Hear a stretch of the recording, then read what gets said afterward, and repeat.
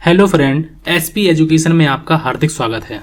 आज की क्लास में हम लोग बात करने वाले हैं अकाउंटेंसी की। और ये जो क्लास है ये आप लोगों की EMRS PGT कॉमर्स में काफ़ी काम आने वाली है आप लोगों की, और मैं इसीलिए आप लोगों की ये क्लास करा रहा हूँ। अगर हम लोग बात करते हैं तो अभी तक हम लोगों ने 3 क्लासों को कर लिया है, और ये हम लोगों की अगर बात करते हैं तो ये हम लोगों की चौथी नंबर की क्लास रहने वाली है।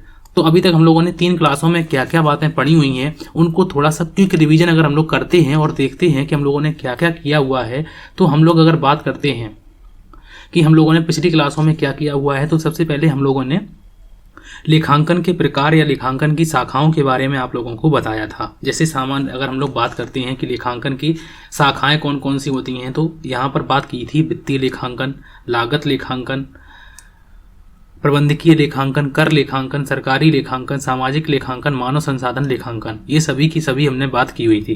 फिर उसके बाद अगर हम लोग बात करते हैं लेखांकन की विधियां और लेखांकन की कौन कौन सी विधियां होती हैं, सिस्टम्स ऑफ अकाउंटिंग की बात की थी। और सिस्टम ऑफ अकाउंटिंग में हम लोगों ने एक हरा लेखा प्रणाली, उसके बाद हम लोगों ने दोहरा लेखा प्रणाली, उसके बाद नगद प्रणाली, उसके बाद भारतीय प्रणाली और व्यापारिक या उपार्जन प्रणाली, ये सभी की सभी मैंने अच्छी तरीके से आप लोगों को बताया था। और इनके महत्वपूर्ण जो बिंदुओं को मैंने भी बताया था कि उनके साथ ही साथ में आप लोगों को महत्वपूर्ण बिंदुओं को भी साथ ही साथ में देखना है। फिर उसके बाद हम लोगों ने बात की थी कि लेखांकन के लाभ कितने होते हैं, लेखांकन के क्या क्या लाभ हैं, तो इनके लाभ पर हम लोगों ने विस्तृत जानकारी आप लोगों को प्रदान की थी। अगर आप लोगों ने पिछली क्लास को नहीं देखा है तो आप लोग उस क्लास को जरूर देखिए। पिछली मतलब कि मैंने प्लेलिस्ट बना दी है, इतनी कोई ढूंढने की जरूरत भी नहीं है आप लोगों को। प्लेलिस्ट में आप लोगों को आराम से 3 क्लासें की हुई हैं, 3 क्लासें मिल जाएंगी, चौथी क्लास भी आप लोगों को वहीं पर मिल जाएगी। लेखांकन चक्र की अगर हम लोग बात करते हैं तो लेखांकन चक्र जो होता है उसके बारे में मैंने आप लोगों को बताया था कि लेखांकन का चक्र एक वित्तीय वर्ष अर्थात 12 महीना होता है। प्रत्येक यह चक्र जो है वो लेन देन के तत्काल बाद हम लोग क्या करते हैं, रोजनामचा प्रविष्टियां करते हैं। कि जो है ये जो चक्र है वो रोजनामचा प्रविष्टियां करने से प्रारंभ होता है, और उसके बाद खाता बही, उसके बाद तलपट, उसके बाद अंतिम खाता, और अंतिम खाते पर जाकर ये जो है वो समाप्त होता है। इसकी पुनरावृत्ति प्रत्येक वर्ष होती रहती है, मतलब यही जो क्रम है ये बार बार चलता रहता है प्रति वर्ष। और ये मैंने आप लोगों को यहाँ पर जो बताया भी था, मैंने ये चक्र जो है ये आप लोगों को बताया भी था। इस प्रकार से हम लोग चक्र की यहाँ पर बात करने वाले हैं। ये चक्र जो लिखा हुआ है यहाँ पर हम लोगों ने अच्छी तरीके से आप लोगों को बताया था ये चक्र, ठीक है। तो इसको मैंने आप लोगों को अच्छी तरीके से बताया था। उसके बाद मैंने आप लोगों को, अगर हम लोग आज की क्लास में बात करते हैं तो आज की क्लास में आप लोगों को क्या क्या बताने वाला हूँ इसकी जानकारी देखते हैं। कि आज की जानकारी हम लोग बात करते हैं कि आज की क्लास में हम लोग क्या क्या करने वाले हैं, उसको थोड़ा सा विस्तृत जानकारी प्रदान करते हैं। और लेखांकन की हम लोगों ने प्रक्रिया की बात की हुई है, यहाँ पर प्रक्रिया की बात करने वाले हैं। उपयोगकर्ता कौन कौन से होते हैं उनकी बात हम लोग करने वाले हैं, और इनके गुण की बात करने वाले हैं। तो इनकी सभी की सभी मैंने बताया ना, मैंने आप लोगों को पूरी की पूरी डिटेल की बात करने वाला हूँ, और बिना समय गवाए अच्छी तरीके से, मतलब कि कम समय में आप लोगों को ज़्यादा कंटेंट प्रदान करने की पूरी कोशिश करने वाला हूँ। तो यहाँ पर अगर हम लोग बात करते हैं कि जैसा कि आप लोगों की स्क्रीन पर लिखा हुआ है कि लेखांकन प्रक्रिया, और लेखांकन प्रक्रिया को अगर हम लोग बात करते हैं तो इसे अकाउंटिंग प्रोसेस कहते हैं। Accounting process. अगर आप लोगों को चैनल अच्छा लगता है तो प्लीज़ आप लोग एसपी एजुकेशन चैनल को सब्सक्राइब जरूर करें, क्योंकि मैं आप लोगों को यहाँ पर कॉमर्स से रिलेटेड जितने भी एग्जाम हैं उनकी तैयारी कराने वाला हूँ। लेखांकन चक्र की बात करते हैं तो अकाउंटिंग साइकिल की बात मैंने पिछली क्लास में आप लोगों को बताई थी। तो इतना तो मैं आप लोगों को देखना ही पड़ेगा, पिछली क्लासों को भी देखना पड़ेगा। अकाउंटिंग साइकिल की बात की थी मैंने यहाँ पर अगर हम लोग बात करते हैं कि लेखांकन जो चक्र को पूरा करने के लिए अपनाई जाने वाली लेखा विधि प्रक्रिया को लेखांकन प्रक्रिया कहते हैं। मतलब कि लेखांकन चक्र में जो प्रक्रिया अपनाई जाती है उसको पूरा करने के लिए जो प्रक्रिया अपनाई जाती है उसे यहाँ पर क्या कहा गया है, तो उसे यहाँ पर लेखांकन प्रक्रिया कहा गया है। उसे क्या कहा गया है, यहाँ पर लेखांकन प्रक्रिया कहा गया है, ठीक है। लेखांकन प्रक्रिया के निम्नलिखित 5 चरण होते हैं। 5 चरण पर हम लोग बात करने वाले हैं, तो उनको हम लोग डिटेल में देखने वाले हैं कि 5 चरण कौन कौन से होते हैं। और जैसा कि आप लोगों को लिखा हुआ है, प्रथम चरण की हम लोग बात करते हैं। प्रथम चरण में अगर हम लोग बात करते हैं कि व्यावसायिक व्यवहारों की पहचान करना, सबसे पहला जो चरण है वो है first stage, identification of business transaction. क्या करना है कि व्यवसायिक व्यवहारों की पहचान करना, मतलब यहाँ पर जो मुद्रा संबंधी जो लेन देन है उनकी पहचान करना। जो मुद्रा संबंधी लेन देन नहीं है उनकी हम लोग उनको नहीं लिखेंगे, ठीक है। अब मान लो मैं ईमानदार हूँ, वो ईमानदार है, वो विश्वासशील है, इन बातों का यहाँ पर कोई महत्व नहीं है। यहाँ पर मुद्रा रूपी जो व्यक्त किए जाते हैं, तो यहाँ पर हम लोग बात करते हैं मुद्रा के रूप में व्यक्त किए जाने वाले व्यावसायिक व्यवहारों या संव्यवहारों का लेखा लेखा पुस्तकों में किया जाता है। इन व्यवहारों का प्रमाणन या प्रलेख, वाउचर या डॉक्यूमेंट रहना अनिवार्य है।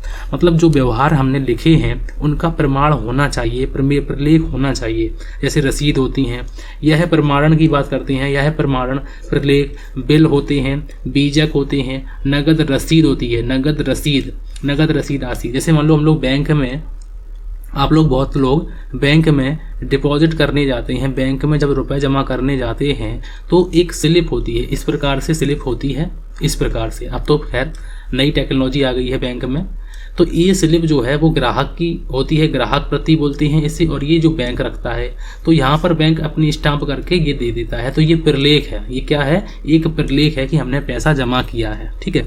तो यहाँ पर क्या कहा गया है कि व्यावसायिक व्यवहारों की पहचान करना, सबसे पहले मुद्रा के रूप में व्यक्त किए जाने वाले व्यावसायिक व्यवहारों का लेखा जो है वो हम पुस्तकों में करते हैं। और इन पुस्तकों में करने का यही मतलब है कि प्रत्येक, अगर मान लो हमने लेखा लिखा है तो हमें प्रत्येक का प्रमाणन मतलब प्रलेख भी होना चाहिए, वाउचर भी होना चाहिए उसका।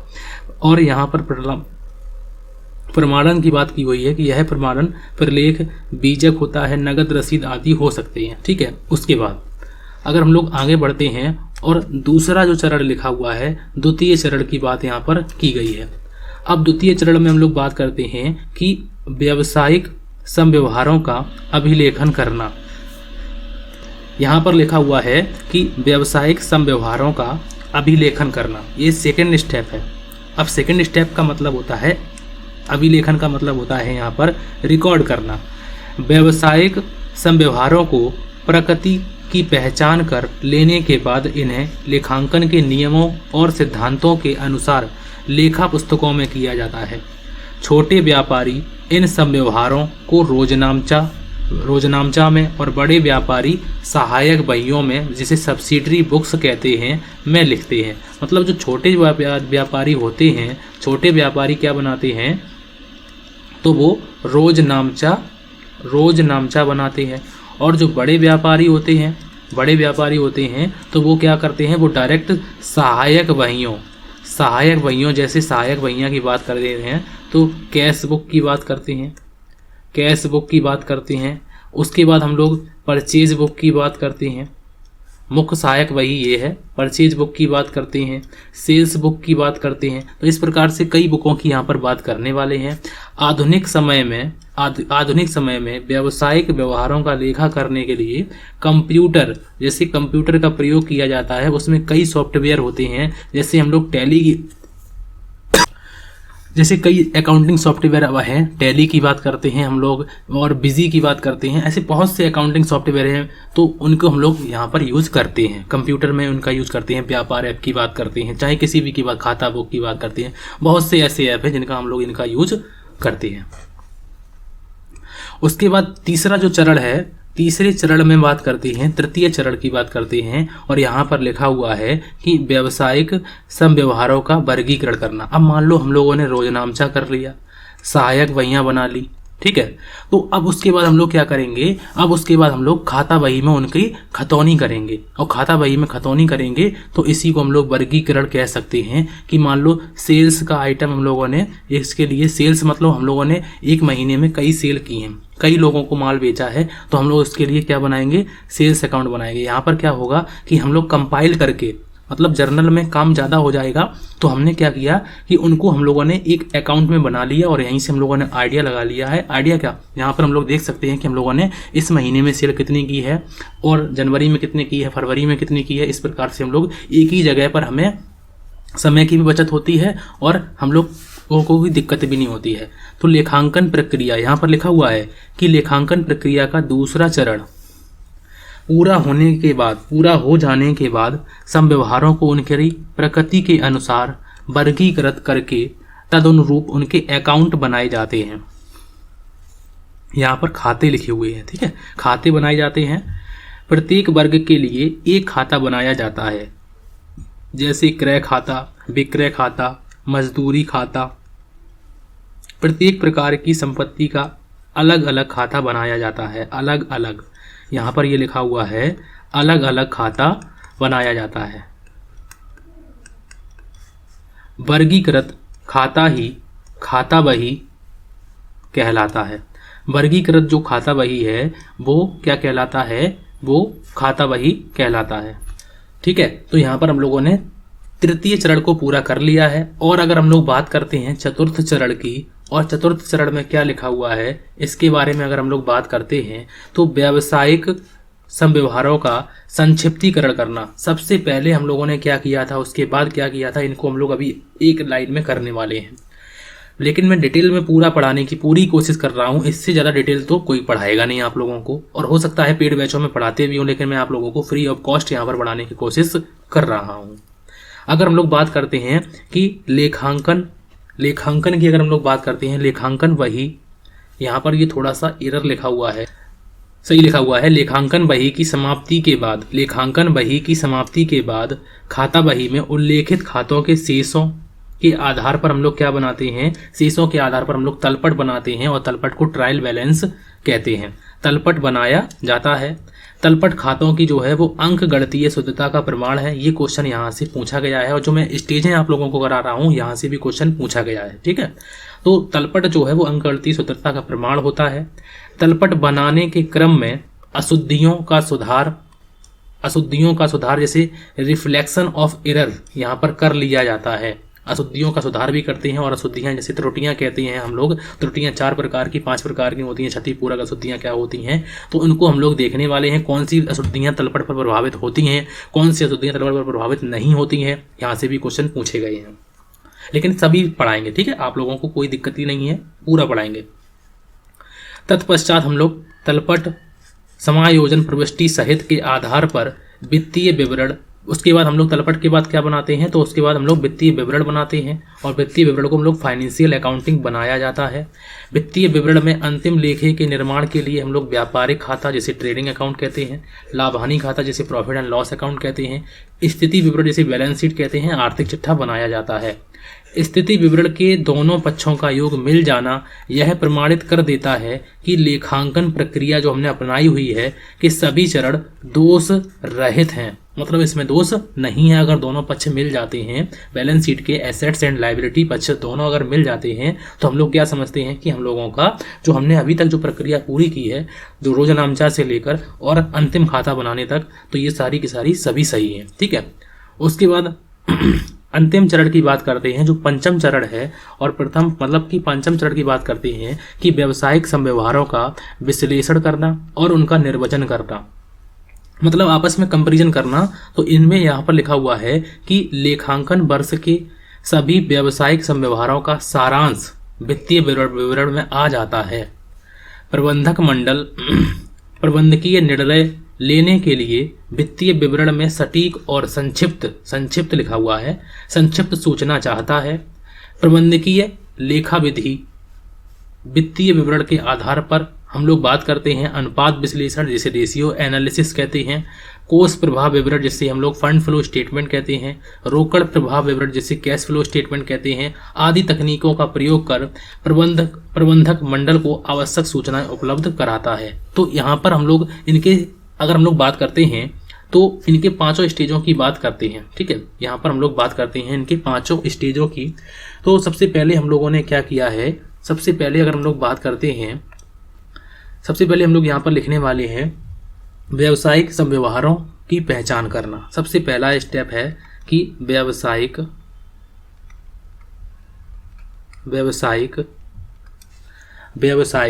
सब व्यवहारों या व्यवहारों की पहचान करना, सब व्यवहारों की पहचान। सबसे पहला है कि व्यावसायिक सब व्यवहारों की पहचान करना। और इसमें हम लोग क्या करते हैं, अगर हम लोग इसमें बात करते हैं तो इसमें हम लोग क्या करते हैं उसकी बात करते हैं। तो प्रलेखीय प्रमाण की बात हम लोग करते हैं। यहाँ पर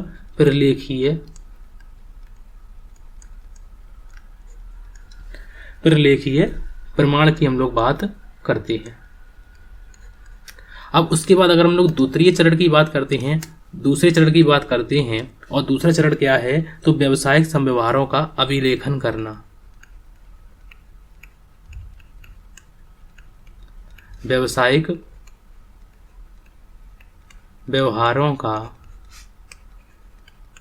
अभिलेखन का मतलब रिकॉर्डिंग करना। अब अगर लेन देन हुआ है तो हम लोग क्या करेंगे, उनकी रिकॉर्डिंग भी करेंगे। और रिकॉर्डिंग हम लोग करेंगे तो किसके अंतर्गत करेंगे, उनकी बात यहाँ पर आती है। तो यहाँ पर हम लोग बात करने वाले हैं, तो यहाँ पर हम लोग रोज नामचा की बात करते हैं। रोज नामचा, अगर छोटे व्यापारी होते हैं तो वो रोज नामचा बनाएंगे। उसके बाद यहीं पर हम लोग बात करते हैं, तो यहीं पर हम लोग बात करते हैं रोकड़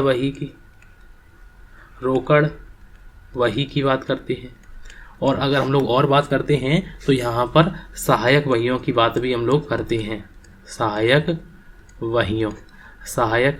वहियों की बात हम लोग करते हैं, जैसे सब्सिडरी बुक कहते हैं। तो इतने में हम लोग, अगर हम लोग बात करते हैं कि रोज नामचा कौन से स्टेप में है, तो व्यावसायिक संव्यवहारों का अभिलेखन करने वाले स्टेप में होता है। अगर हम लोग तीसरे चरण की बात करते हैं, तृतीय चरण की बात करते हैं, और तृतीय चरण लिखा हुआ है कि व्यावसायिक जो है संव्यवहारों का, तो हम लोग यहाँ पर लिखने वाले हैं कि व्यावसायिक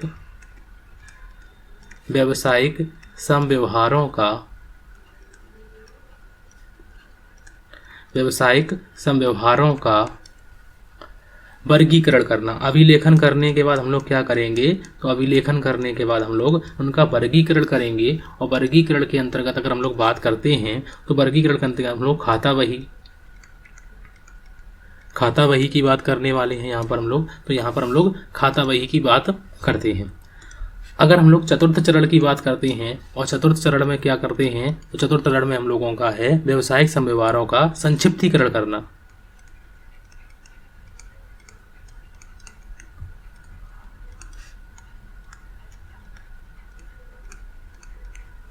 व्यावसायिक संव्यवहारों का संक्षिप्तीकरण करना। व्यावसायिक संव्यवहारों का संक्षिप्तीकरण करना।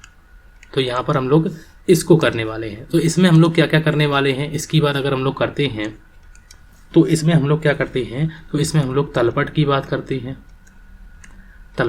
करते हैं। हम लोग अगर इसमें बात करते हैं तो इसमें हम लोग अशुद्धियों की बात करते हैं। अशुद्धियों की बात करते हैं हम लोग। वित्तीय विवरण की बात करते हैं हम लोग। वित्तीय विवरण की बात करते हैं हम लोग। वित्तीय विवरण की बात करते हैं। और वित्तीय विवरण में हम लोग कौन कौन से अकाउंट बनाते हैं, ट्रायल बैलेंस हो गया, ट्रेडिंग अकाउंट, और उसके बाद प्रॉफिट एंड लॉस अकाउंट और बैलेंस शीट, इनको हम लोग बनाते हैं। और मैन्युफैक्चरिंग अकाउंट, निर्माणी खाता भी हम लोग बोल सकते हैं। और मतलब पंचम जो चरण है उसमें हम लोग बात करते हैं तो व्यावसायिक संव्यवहारों का विश्लेषण और निर्वचन करना।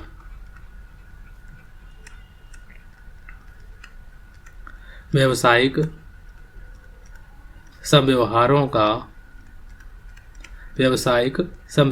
का विश्लेषण करना। ठीक है, विश्लेषण करना, विश्लेषण और निर्वचन की बात हम लोग यहाँ पर करने वाले हैं। तो यहाँ पर हम लोग इसको करते हैं। और अगर हम लोग इसके अंतर्गत बात करते हैं तो इसके अंतर्गत हम लोग किसकी बात करते हैं, तो इसके अंतर्गत हम लोग वित्तीय विवरणों का विश्लेषण और निर्वचन करते हैं। ठीक है, तो इतना हम लोगों ने इसमें पढ़ा है और इसको हम लोगों ने मान लो इतना जो पढ़ा हुआ है इसको हम लोगों ने शॉर्ट ट्रिक में यहाँ पर नोट कर लिया है। इसको अगर आप लिखना चाहते हैं तो आप लोग लिख भी सकते हैं, स्क्रीनशॉट लेना चाहते हैं तो स्क्रीनशॉट भी ले सकते हैं, ठीक है, कोई दिक्कत की बात नहीं है। और उसके बाद अगर हम लोग बात करते हैं, इतना तो हो गया हम लोगों ने इनके स्टेप्स की। यहाँ पर जो स्टेप्स होते हैं उनको हम लोग फॉलो करेंगे। एक बात यहाँ पर स्टार मार्क के आप लोग ये लिख लीजिए कि लेखांकन प्रक्रिया के उपर्युक्त जो ऊपर लिखे हुए 5 चरणों में से प्रथम जो 3 चरण है वो पुस्तपालन के हैं। प्रथम जो 3 चरण है वो पुस्तपालन के हैं। और आप लोगों को भी मालूम है कि अगर हम लोग बात करते हैं ये तीनों के तीनों स्टेप कहाँ के हैं, तो ये तीनों के तीनों मैंने आप लोगों को पहले ही बताए हैं। ये तीनों के तीनों लेखांकन पुस्तपालन के हैं, बुक कीपिंग के हैं। और उसके बाद के जो चरण होते हैं वो लेखांकन में आते हैं। तो यहाँ पर लिखा हुआ है कि पुस्तपालन जो यहाँ पर लिखा हुआ है 3 चरण पुस्तपालन की प्रक्रिया, प्रोसेस ऑफ बुक कीपिंग। और चतुर्थ चरण वित्तीय लेखांकन का होता है, वित्तीय लेखांकन जैसे फाइनेंशियल अकाउंटिंग कहते हैं। और पंचम चरण जो होता है वो प्रबंधकीय लेखांकन जैसे मैनेजमेंट अकाउंटिंग कहते हैं। ये कोई बात आप लोगों को नहीं बताएगा, ये बात मैंने आप लोगों को बताई हुई है। तो अभी तक मैंने आप लोगों को क्या क्या बातें बताई हुई हैं उसका थोड़ा सा देखते हैं कि मैंने आप लोगों को अभी ज़्यादा कुछ नहीं बताया है। लेखांकन प्रक्रिया के जो स्टेप हैं वो बताए हुए हैं। अगर आप लोगों को अच्छी लग रही है तो प्लीज़ आप लोग लाइक ज़रूर करें और एसपी एजुकेशन चैनल को सब्सक्राइब जरूर करें। अगर हम लोग बात करते हैं यहाँ पर आगे बढ़ते हैं और यहाँ पर लिखा हुआ है कि लेखांकन प्रणाली के आवश्यक गुण की बात करते हैं या लक्षण की बात करते हैं, एक ही बात है, ठीक है। तो यहाँ पर कौन कौन से गुण की बात करने वाले हैं। सबसे पहला यहाँ पर लिखा हुआ है कि जो लेखांकन की प्रणाली के जो गुण हैं, सबसे पहला यहाँ पर लिखा हुआ है कि निश्चित सिद्धांत एवं नियम। इसमें जो निश्चित सिद्धांत हैं और वो उनके नियम भी हैं। तो यहाँ पर लिखा हुआ है कि एक आदर्श लेखांकन प्रणाली के, एक आदर्श में यहाँ पर पूछा गया है कि एक आदर्श लेखांकन प्रणाली के कौन कौन से गुण हो सकते हैं, कौन कौन से लक्षण होते हैं। तो यहाँ पर ये कहा गया है कि एक आदर्श लेखांकन प्रणाली के निश्चित सिद्धांत और नियम होने चाहिए। मतलब कि ये निश्चित होने चाहिए, ये नहीं है कि आज कुछ है और कल कुछ है, ऐसा नहीं होना चाहिए, निश्चित होनी चाहिए। निश्चित सिद्धांत और नियमों के गहने से होने से, ठीक है, निश्चित सिद्धांत और नियमों के होने से खातों को रखने में सुविधा होती है, ठीक है, खातों को रखने में सुविधा होती है। दूसरा यहाँ पर गुण लिखा हुआ है कि सरलता होनी चाहिए और स्पष्ट होने चाहिए। लेखांकन के जो सिद्धांत हैं और नियम सरल होने चाहिए और स्पष्ट होने चाहिए, जिससे कि कोई भी व्यक्ति उनको सरलतापूर्वक इनका अनुसरण कर सके और इनको समझ सके, ठीक है। उसके बाद अगर हम लोग बात करते हैं नेक्स्ट गुण की, और नेक्स्ट गुण या लक्षण की बात करते हैं, लोचशीलता होनी चाहिए। मतलब कि उनमें फ्लेक्सिबिलिटी होनी चाहिए। ये नहीं है कि अब ये बन गए तो यही रहेंगे, ऐसा नहीं होना चाहिए, ठीक है। व्यापार में विकास की प्रवृत्ति रहने पर तदनुरूप लेखांकन की प्रणाली में परिवर्तन करना पड़ता है। तो यहाँ पर ये लोचशीलता की बात आती है कि पड़ता है, इस कारण यह प्रणाली जो है वो सोच, अगर हम लोग बातें करते हैं लोचहीन, यहाँ पर ये गलत लिखा हुआ, थोड़ा सा टाइपिंग एरर ज़्यादा है, कोशिश करेंगे कि अगली बार से ये ना हो, ठीक है। लोचशील होनी चाहिए, जिससे कि समय और परिस्थितियों के अनुसार परिवर्तन किया जा सके, ठीक है। उसके बाद अगर हम लोग बात करते हैं गुण की, और नेक्स्ट गुण जो लिखा हुआ है कि शुद्धता होनी चाहिए और पूर्णता होनी चाहिए। मतलब एक आदर्श लेखांकन की प्रणाली जो है वो शुद्ध और पूर्ण होनी चाहिए, जिससे कि प्राप्त आर्थिक और वित्तीय परिणाम शुद्ध हो। ये नहीं है कि उसमें एक्यूरेसी ना हो, ऐसा नहीं होना चाहिए, अच्छा होना चाहिए, ठीक है। क्योंकि अगर तुम मान लो कि कोई ऐसी प्रणाली अपनाते हो जिसमें कोई त्रुटियां हैं, तो उसमें जो मतलब रिजल्ट आएगा वो भी त्रुटियों वाला ही होगा, ठीक है। उसके बाद अनुकूलता होनी चाहिए। अनुकूलता का मतलब यहाँ पर लिखा हुआ है कि व्यापार के आकार का होना चाहिए। ये नहीं है कि उसके प्रतिकूल नहीं। वैसे मान लो कोई बच्चा है, ठीक है, उसके कपड़े लाए, अब उसके कपड़े पड़ गए छोटे, तो उसके अनुकूल होने चाहिए। मतलब कि जो बच्चा है उसके कपड़े जो हैं उसके फिट होने चाहिए। तो व्यापार के आकार, प्रकार और प्रकृति के अनुरूप लेखांकन की प्रणाली होनी चाहिए। इन दोनों के मध्य सामंजस्य रहने पर खाते व्यापार की सही स्थिति बताते हैं। तो यहाँ पर अनुकूल का मतलब आप लोग समझ गए होंगे, शुद्धता का मतलब भी समझ गए होंगे, लोचशीलता यहाँ पर जितना मान लो कि हम लोगों को एक इलास्टिक जैसा होता है कि एक इलास्टिक मतलब जितनी अभी हम लोगों को करनी होती है उतनी हम लोग कर सकते हैं, लोचशीलता होनी चाहिए इसी प्रकार से, ठीक है। जिस प्रकार से लास्टिक में होती है। सरलता होनी चाहिए और स्पष्ट होनी चाहिए, निश्चित नियमों पर और सिद्धांत होने चाहिए। ठीक है, तो इतना हम लोगों ने लेखांकन प्रणाली के आवश्यक गुण को हम लोगों ने अच्छी तरीके से समझा और इनके लक्षण को अच्छी तरीके से जाना। अगर हम लोग बात करते हैं नेक्स्ट स्टेप में, और नेक्स्ट स्टेप में लिखा हुआ है लेखांकन के उपयोगकर्ता। अब लेखांकन के यहाँ पर उपयोगकर्ता है और यहाँ से क्वेश्चन भी पूछा गया है, इसको भी आप लोग मोस्ट कर लीजिए। जो भी पढ़ाऊंगा अच्छा पढ़ाऊंगा आप लोगों को। तो यहाँ पर लिखा हुआ है आंतरिक उपयोगकर्ता, जिसे इंटरनल यूजर्स कहते हैं, और इंटरनल यूजर्स जो होते हैं जो कंपनी के अंदर होते हैं। तो कंपनी का व्यापार का स्वामी होता है, प्रबंधक होते हैं और कर्मचारी होते हैं। अब व्यापार का स्वामी कौन होता है? जो व्यापार में पूंजी लगाता है, जो परिवर्तन संबंधी काम करता है, तो ये जो होता है वो व्यापार का स्वामी होता है। प्रबंधक होता है और कर्मचारी होता है, ये सभी लोग अंदर होते हैं। तो इसे हम लोग लेखांकन के आंतरिक उपयोगकर्ता कहते हैं। और बाहरी उपयोगकर्ता जैसे ग्राहक हो गया, लेनदार हो गया, ऋणदाता हो गया, जो ऋणदाता है उसकी बात करते हैं, भावी निवेशक की बात करते हैं, कर प्राधिकारी की बात करते हैं, यहाँ पर वित्तीय विश्लेषण की बात करते हैं, वित्तीय सलाहकार की बात करते हैं, सरकार की बात करते हैं, सरकार भी हम लोगों का बाहरी है, अनुसंधानकर्ता की बात करते हैं, स्थानीय समुदाय की बात करते हैं। और यहाँ पर एक और लिखा हुआ है, यहाँ पर हम लोग लिख सकते हैं ग्राहक भी हम लोगों का आंतरिक उपयोगकर्ता मान सकते हैं हम लोग। ठीक है, ग्राहक भी हम लोगों का हो सकता है, लेकिन फिर भी हम लोग यहाँ पर जो भी है उनको हम लोगों ने अच्छी तरीके से समझा और देखो लेखांकन के आंतरिक और बाहरी उपयोगकर्ता कौन से होते हैं? जो व्यापार के अंतर्गत मतलब काम करने वाले हैं व्यापार में, उनकी हम लोग बात करने वाले हैं।